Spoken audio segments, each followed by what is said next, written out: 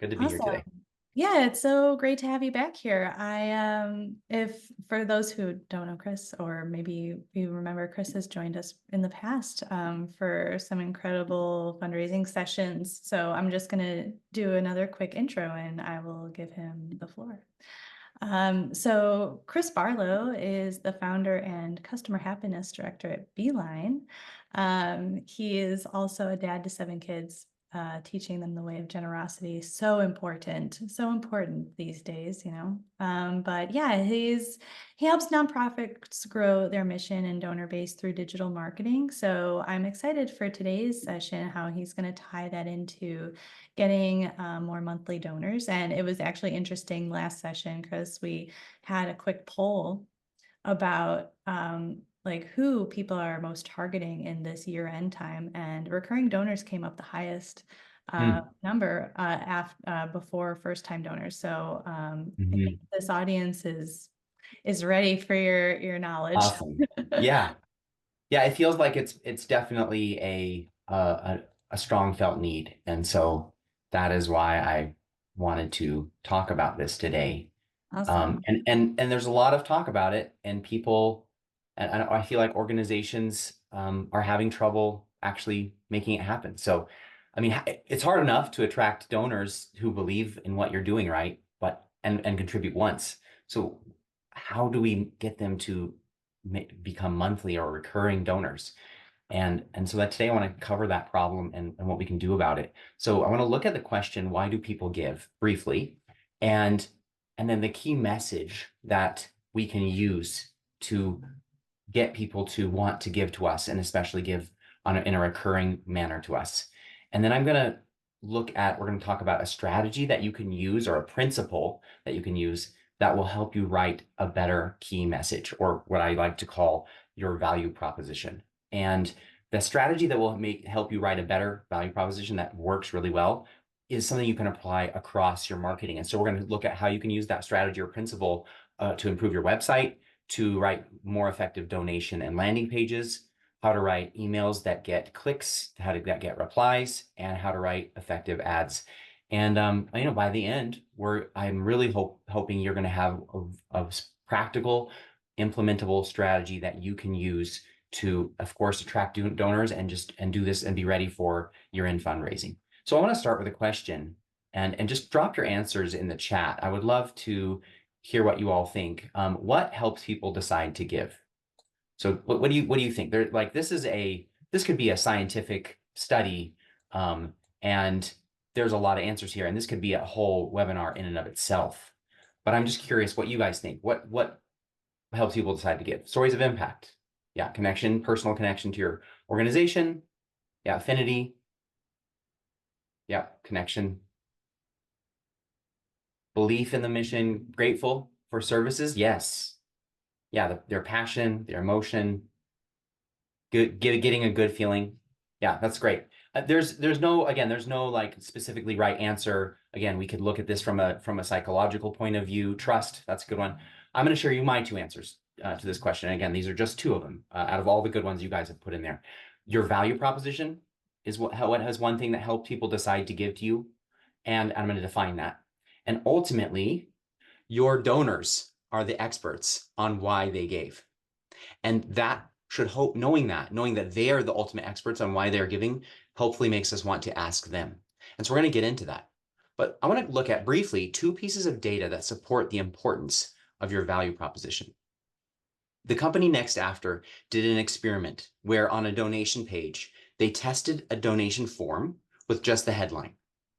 And they tested that form against the exact same page where the top of the page had the headline and their value proposition right above the form.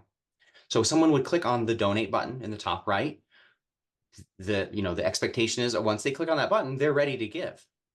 And they tested that assumption. They said, well, maybe we need to actually reiterate why someone should give. And they did that on this page, and it boosted donations by 150%. The pages were the same in every other way. And it didn't have a video. It was just a couple of paragraphs of text. And they tested the same thing in an email. They had the text of the value proposition in an appeal email. And they tested that against an email that had a video, a thumbnail image link that someone could click on to watch a video. And the text explaining why someone should give in the email boosted donations against that video link by 527%. These are just two pieces of data I pulled out regarding value propositions, and there's a lot more out there that support that, like data that supports the power of a value proposition. And common sense tells us, like, if we tell people why they should give, that will make it more compelling for them to give. But again, I think I've skipped a step. What is a value proposition? How do we define that? I think we all kind of have an idea of what it is, but I want to give a really helpful definition. And again, this is from Next After because I just believe that they have done a great job defining it. So your value proposition answers this fundamental question. Why should I give to you rather than to another cause or at all? So if the more clear and the more simple and the more compelling you can answer the question why someone should give to you rather than to some other cause or at all, the more likely they will give. And there's something else in this that I added actually to their definition because it doesn't get talked about a whole lot in the nonprofit space. I was just at Cause Camp a couple days ago and it actually did come up in one of the talks. But we are competing in a way with for-profit companies for people's disposable income. And we don't often think about the fact that as consumers, when we buy something, it almost always comes with a fairly obvious value to us, and it may not need to be spelled out. So if you're buying a bar of chocolate, you don't really need the chocolate company to tell you why chocolate's awesome. You know what's good at, you know why you want it, right? Now, a chocolate company does usually, in some way, need to differentiate themselves from other chocolatiers and say why that you should buy their chocolate versus others. But explaining the value proposition of chocolate itself is not necessary. But as nonprofits, we don't have an obvious, like, surface level, immediate, instant gratification, desire fulfillment. What we're offering is far less tangible. It's built on trust. Our donors aren't usually our recipients. Sometimes they are, but a lot of times our donors aren't receiving anything that they're supporting. What we're giving is to someone else or something else. And they have to rely on our reporting and our storytelling to see the fulfillment of that trust come to pass. So many good things that you guys said about here, like alignment, trust. That's exactly why our value proposition is so important, because people need to know why we should give. It's not apparent, it's not obvious, it's not right there, and as it would be when you're consuming. And that's why we have to clearly explain it. But even if you do have a value proposition and you explain it well, 86% of nonprofits have no unique reason for why someone should give monthly. This is the number one reason why, I put number one. It might not be number one for you. I'm speaking in general terms here. But most nonprofits, according to the data, the research, don't have a unique reason why someone should give one time versus recurring. And so we actually need to develop that value proposition. Why should I give a recurring gift to you instead of a one-time donation, and rather than some other organization, or not at all, rather than buying something for myself? Why should I give to you monthly? And so we actually have to take the time to think through that from our donors' perspective. What would be compelling to them to give monthly, to give in a recurring manner? And we need to actually communicate that on our website, in our emails. It is powerful. Things have changed over the last 5 years, or less, really, over the last 2 years, I would say. All the good donation platforms like CauseVox have added a monthly donor option. In CauseVox now, they made it really, really easy for your donors to give monthly. If you do a pledge, you can pledge an amount on their platform, and you can split that out into a monthly pledge even. So the technology has finally reduced the friction to getting monthly donors. But there's a reason why people aren't just by default selecting monthly. The mindset is still, I give once. I'm going to give a donation. And so, and if we want to change that, we can't just change the technology. Obviously, changing the technology makes it possible. If there's too much friction around that, if it's too hard, people aren't going to give monthly. but we have to actually tell them why and explain it. So before we dive into some tips on how to be effective in writing a value proposition, let's look at some examples, some real world examples of some organizations doing this. And I'm going to give you the ubiquitous one, Charity Water, but I have some other ones here. So Charity Water says, bring clean and safe water to every person on the planet. High Speed Rail Alliance says, making fast trains a reality. New Horizons Ministries, we exist to break the cycle of incarceration. They're clear, they're impactful, they give donors a tangible sense of what their gift can achieve. Now, these are examples of a short headline value proposition. As you saw in the experiment I talked about at the very beginning, you could see that there was a couple paragraphs. And I think really we need both. You develop your value proposition, kind of you write the whole thing out as maybe as a paragraph or two, and then you answer that question why someone should give, and then you create from that a simplified headline. What I like about Charity Waters is that it has a very clear end goal: every person on the planet.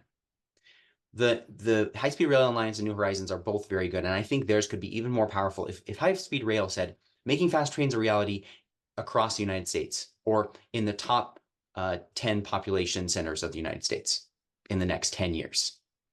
Or if New Horizons said, we exist to break the cycle of incarceration in Colorado, where they're focused.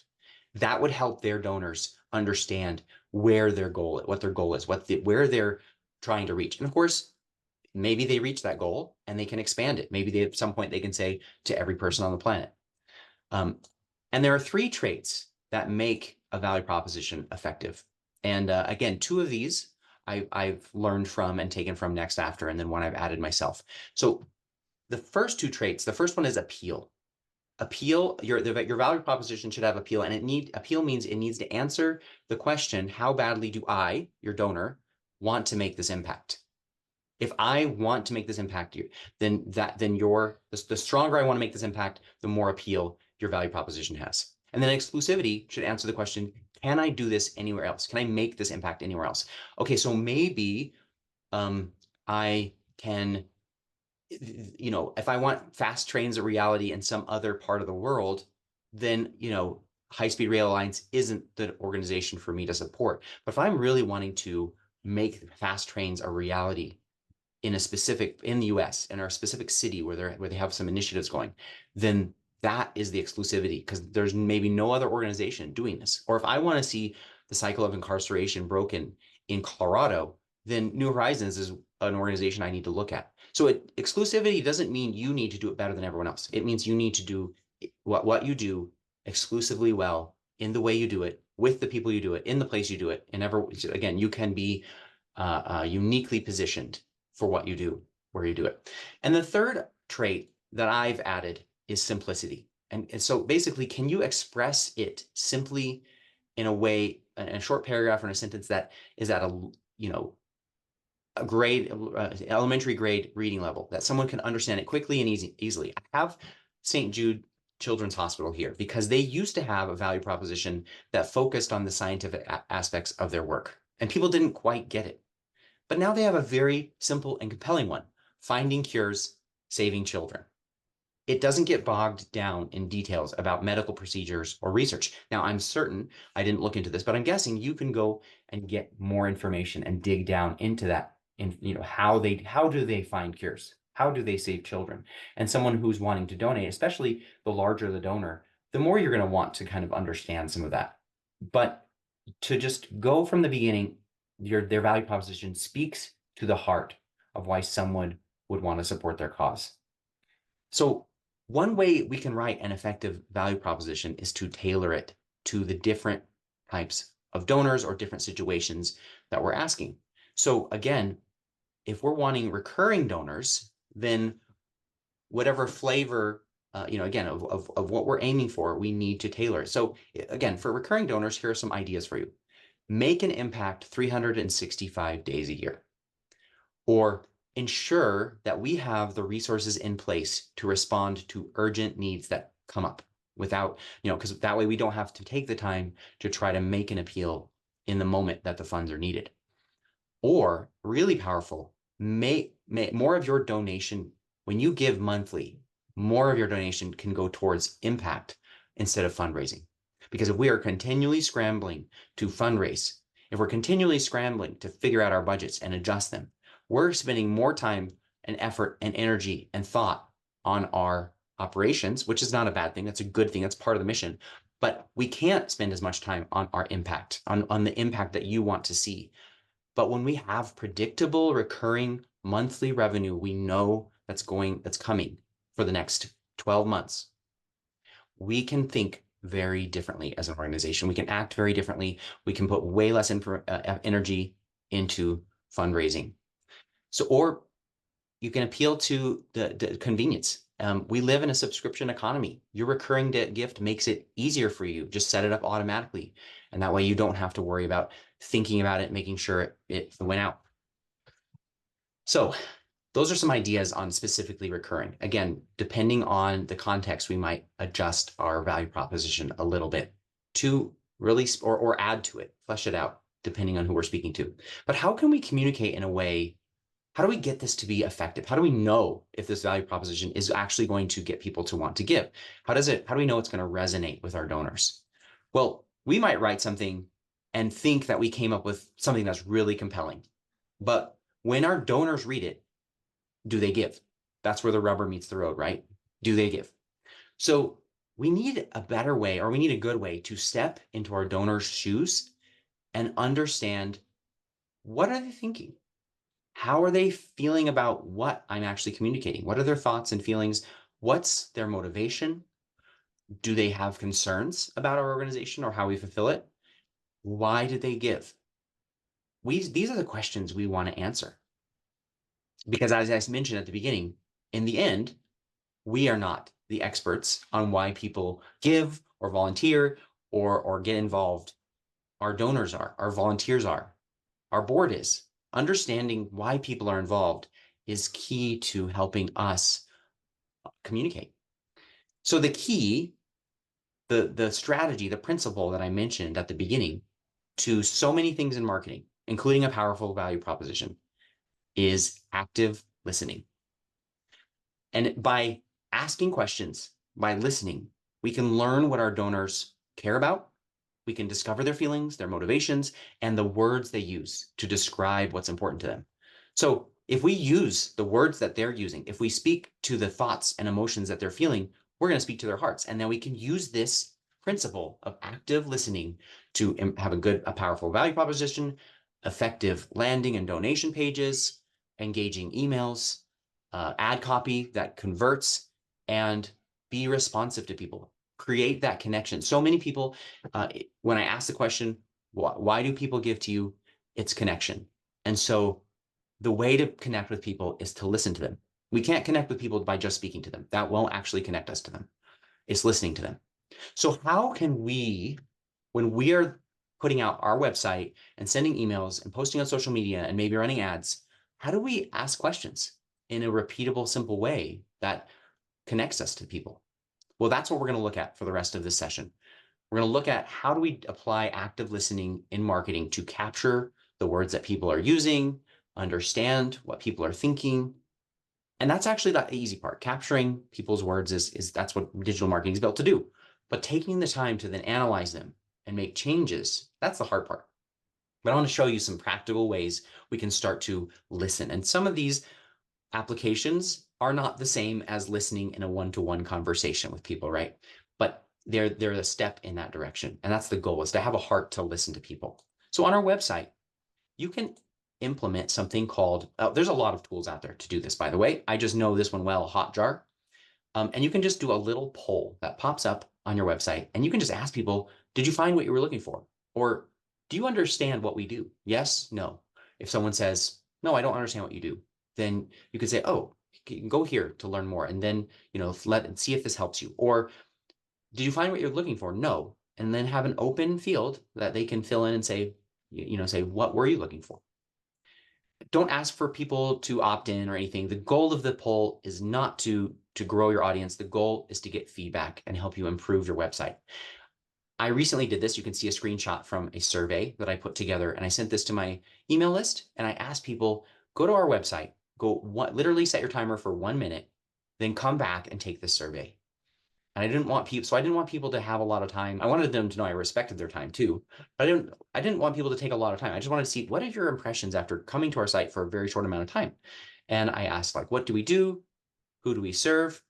Um, and um, what other questions do you have after visiting? And I got some really valuable discoveries going through the responses, and I'm making changes to the website based on those discoveries. So asking your audience for feedback on your website, or asking visitors with a little poll made by Hotjar or other tools. Again, there's a lot of tools out there that can do that. If you just look for website poll software, once upon a time, Hotjar had free plans, so you can even test it out. Another thing you can do is to use analytics, like Google Analytics, obviously, and see where are people spending a lot of time, where are they bouncing and leaving the site and not continuing, what pages lead people to click through to other pages. So you can kind of analyze and understand what is the visitor journey, where are people really getting a lot of value by staying there a long time, and what do we need to work on our site where people aren't spending any time. Another thing you can do is create something called a heat map or a scroll map. Again, Hotjar can do this. There's a lot of tools that do this, where it will take it will record visitor data on your site, aggregate it, not yeah, and then a heat map will let you then look at a page on your site, any page you want to look at, maybe your homepage, and then see where do they move their mouse? Again, aggregated, not individually. And you can see, oh wow, like wherever they're moving their mouse is generally where people are reading. So it's easier to do this with on the desktop sessions, and to see, oh, like okay, people are kind of hovering over this area, they're completely skipping this section. That you can see, and the darker the color, basically it goes like light blue to dark red, basically. And the darker it is, the more people are kind of scrolling or moving their mouse over that area. You can also see click maps where people are clicking. You can see what things are getting clicked. Sometimes you'll discover, wow, people think that this is clickable and it's not. Or this button gets a lot of clicks. Like the people are actually really engaging with this.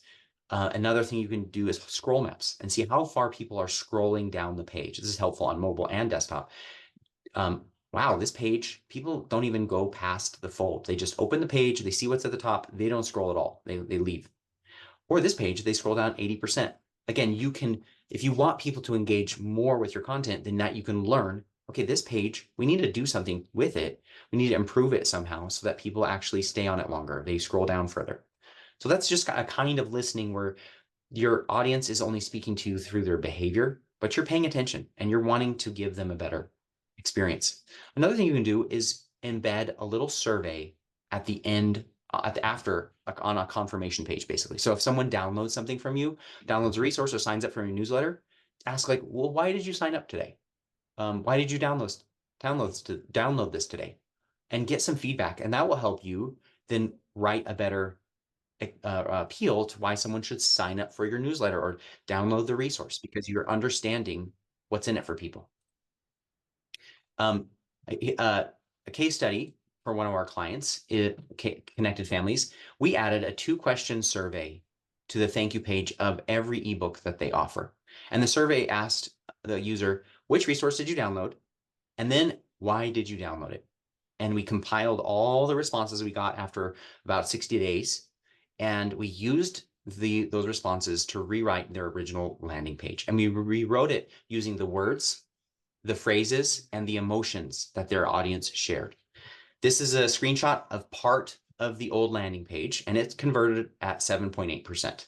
So 7.8% of people who came to this page, filled in the form, became a subscriber.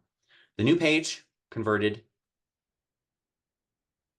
28%, 28% higher rate. The new page increased conversions almost 30%. This page brought in 10,000 subscribers in 2023. So this new page had a conversion rate of almost 10%.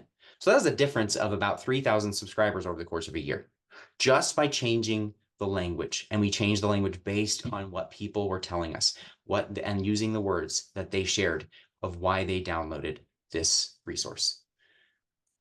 Another place that a great place that you can implement a survey is after someone makes a donation. This is really the perfect time to listen, to ask for feedback, to tell people, hey, we care about what's important to you. So you can see some of the questions you could ask. You'd have a survey that asks all these questions. You could ask just one of them. I think the golden question to me is, why did you choose to give today?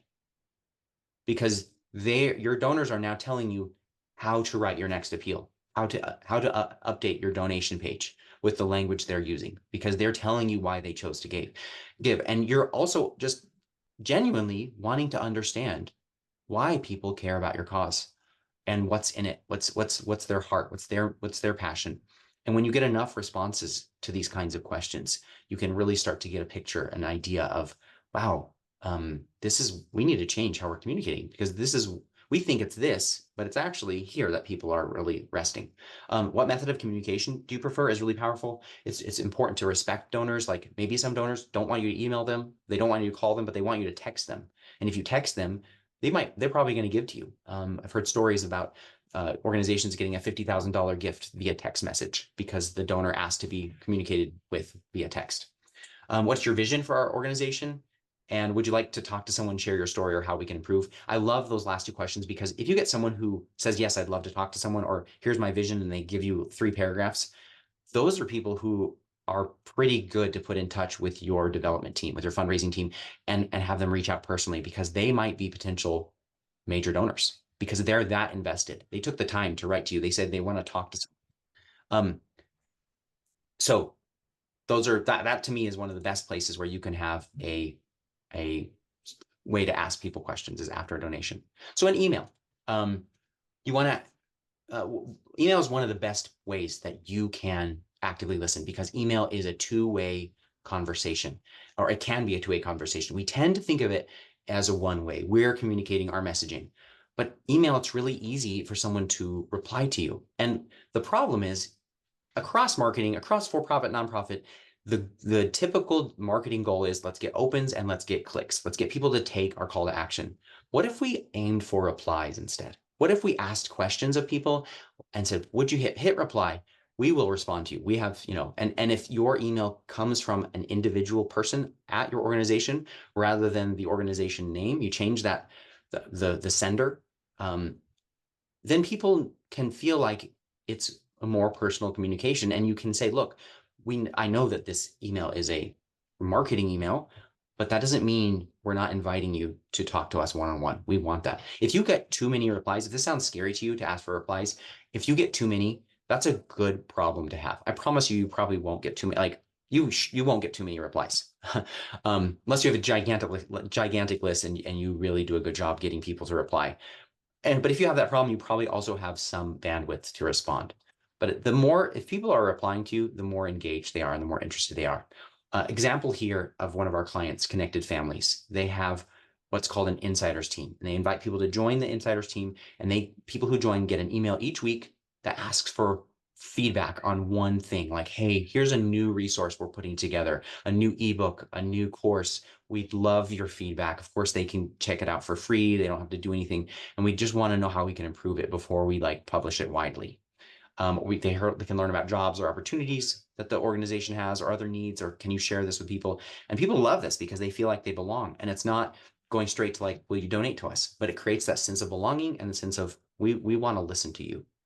And then again, you can segment your emails. You can pay attention to the behavior that your email subscribers are taking. Are people engaging with a specific email? Are they not? Are they unsubscribing from a specific email? Like you have a really high unsubscribe rate from a specific email. Maybe you should change the email or pause it and not send it. Okay, so let's email. I think it's one of the best places that you can actively listen to people and engage them and create conversations. And there's one other area I want to talk about today, and that's advertising. How can we listen in ads? Kind of weird, right? Because ads are almost always outward. Social media ads, people can comment and share. And if people do, we should take the opportunity to respond to them. That's one important, it's one of the only ways we can really listen in an ad that goes out via social media. If we're doing display ads, we really don't have any way to listen to people except to look at, are people responding to the ad or not? But I think the best area of practicing a very simple form of active listening is in search ads. So if you think about it, someone goes to Google and they almost do what you could consider starting a conversation. They ask a question. They look for some information. And Google seeks to respond to the user by giving them a relevant answer, a relevant response.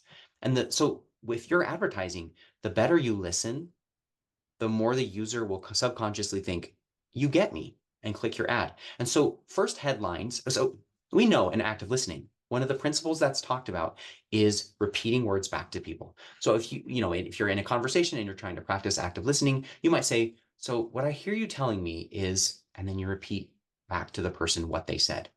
And you can do this in Google Ads or in any kind of search ads. So I searched as example, cat adoption. In that headline, the advertiser, probably a nonprofit because they're .org, put adoptable kittens and cats, front range cat adoption. So in the two headlines they repeated my keyword twice. The first one, they changed it around a little bit. They said adoptable instead of adoption, but that's okay. It's really close. And they added kittens. I mean, who doesn't want to think about adopting a kitten, right? So unless you're allergic, no offense, of course. But point is, you can see that they took the time to really repeat back. They repeated back to me what I was searching for to show relevance. Studies have shown that when people are scanning Google search results, they will only spend, I think it's less than a second searching for, scrolling through the results and clicking on the one that's relevant to them. It might be more than a second, but on average, it's very, very little time. People don't read Google Ads or Google search results and are persuaded by the copy. Generally, it's just what is relevant to me. And the way to be relevant is to listen. And then you can add a call to action in your description. You can do some more things there.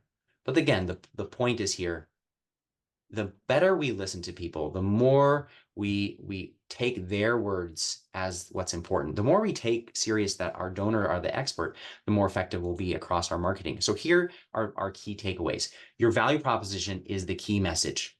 And it's the number one reason we're not getting recurring donors, because we haven't actually told people why they should give to us monthly. And so let's take my call to action to you for your own, like what you're going to take from this session. I mean, you can take whatever you like. I hope you found something of value. But to me, the call to action is develop a value proposition for why someone should give in a monthly manner, why they should give every single month or across the year. And then again, your donors are the expert on why they give. And so therefore, let's listen to them. Let's implement some way to understand their thinking. And I think the two biggest things you can do that are not hard is to create a post-donation survey. So put a survey on your donation page asking people why they gave. And in your emails, ask people to reply. Encourage those replies. Active listening can transform your marketing because marketing is not about transactions. It's about building relationships with people. And if we care about people and we want to build relationships with them and we invite them to talk to us and to engage with us and show them that we're listening to them, they're going to feel connected. So your call to action now from me, go to our homepage, yourbeeline.com. And there's a little tool there on the bottom right, it's that little B in a blue circle. It's our custom Beeline GPT. It's trained on our resources and our thought leadership and our knowledge. And it's going to ask you for your website. It's going to ask you to, type that in carefully, because if you get that wrong, it'll be very confused. So type your website in carefully, and then it'll ask you for your email so that what it's going to do, it's going to ask you for what your biggest question or issue or the thing that's on your plate right now related to marketing. And it's going to do its best to create you a customized digital resource. So instead of telling you, well, go download this one ebook that's already has its content set, this is trying to listen to you and trying to create something that's more customized for what you need right now. And then it will give you the option to share more information, so it can kind of customize it further. You can ask it to redo something, and then it'll say there'll be a button where you can just click and it'll email it to you. And after it emails it to you, you'll get another email from me that'll ask you for feedback on how it looked. Was it a helpful resource to you? And you can reply to that, and I will respond to you. And I will be happy to, if it failed in its job, because it's just a GPT, If it failed, I'm happy to give you my personal input or feedback or connect you to resources that can help you with whatever issue or question you have right now regarding nonprofit marketing. So let's, I think, appropriately end with a little time for Q&A. I'd love to hear, what are your questions about attracting donors, getting recurring donors, or any other marketing topic that kind of may have come up in your mind while we were talking?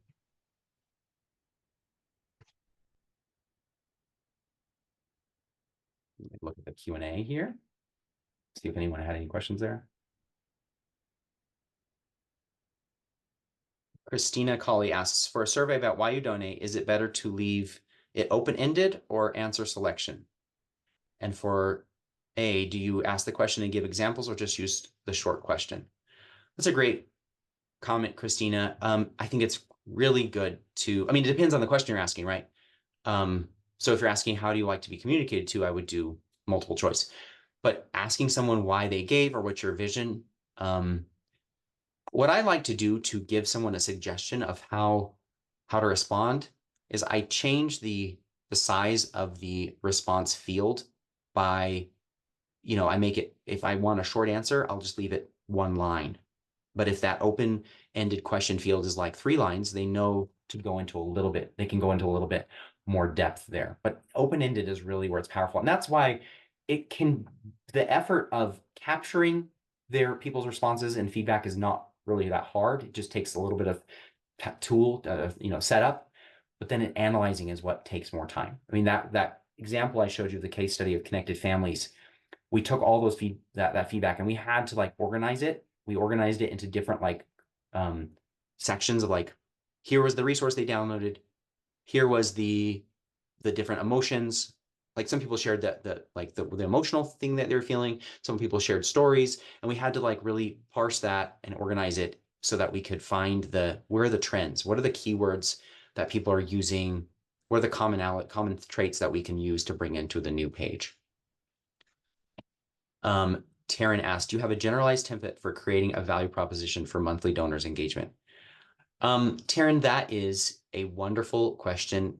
And if you email me, that is something that I'm working on putting together. You can email me. I'm going to drop it right here in the chat. So you can email me, or if you go to that GPT and sign up and say, I'm looking for a template for a value proposition, it probably won't create something as exactly what the same, but it will create something for you that you could use to start with. But I'm happy to put together something for you. I'm working on something, and also I know Next After has one too. Next After has even a course on creating a value proposition. It's not free, but happy to connect you to that too. Again, because I've learned a lot from them, and so I'm happy to point you to them. They've got some amazing thought leadership there. So, any other questions?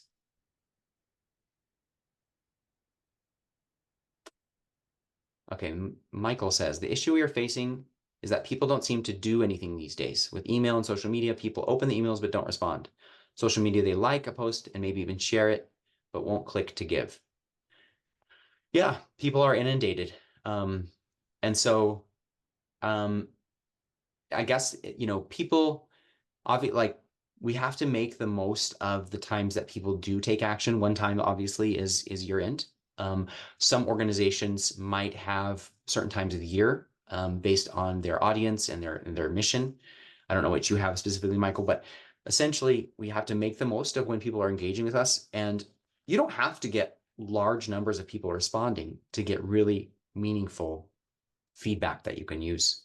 So the donors who do give, try to, if you don't have a post donation survey, just send them an email, one-to-one email. Jessica asks, are there any particular words or phrases that have been proven to convert one-time donors to regular donors? Oh, that's a great question, Jessica. Ultimately, I don't know. The best thing you can do is test. And because testing and experimenting allow you to learn why your donors are choosing to give to you. And so, and asking those questions. So if you have, like the example I gave at the beginning, you have a page that has one value prop, instead of maybe testing no value proposition on your donation page, you could test a value proposition on your donation page for 1 month, and then maybe reword it or kind of have a different kind of ask or slightly different focus, and test that and see what seems to get a better response.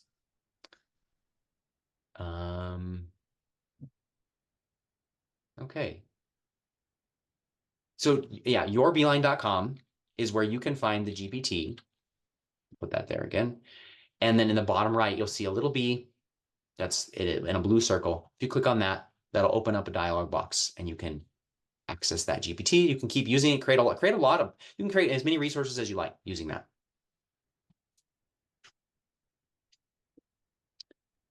All right. Any other last questions? We have a couple minutes, but if not, I'm happy to end early and give you guys a little bit of a break.